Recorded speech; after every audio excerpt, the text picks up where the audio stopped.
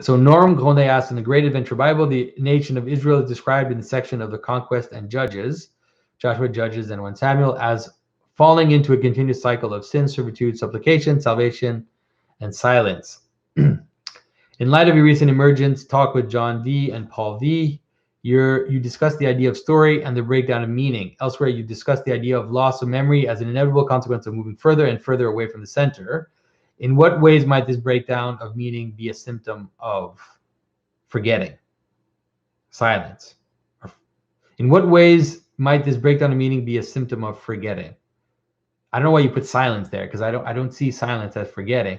And so the book of Judges, the book of Judges is showing you how when you don't have a stable authority, then you have extremes. You have these extremes and this cycle. And so, yes, you're right. What it is this cycle, right, of this movement of cycles. And you can see that in the book of Judges, it's continually saying something like, Israel did not have a king, right? Israel did not have a king in the land. And so it's something like the story of the Greek tragedies, where you have my brain is completely gone tonight. I'm sorry, guys. What's the name of that cycle? The Greek tragedy cycle. There's a Greek tragedy cycle where you have this breakdown of meaning, where all the taboos are broken, and things starts to cycle, and then there starts to be like the son killing the father and the children killing the parents, and there's this kind of cycle of chaos and madness. And then finally, it's solved by Athena, who establishes law in Athens.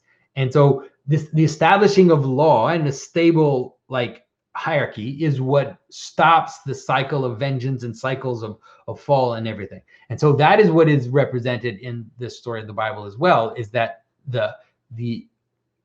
although kingship has its problems in Scripture, and even the prophets talk about what the problems are going to be, nonetheless, it ends up being a stabilizing force. They build the temple, which is a stabilizing force in terms of the religious practice.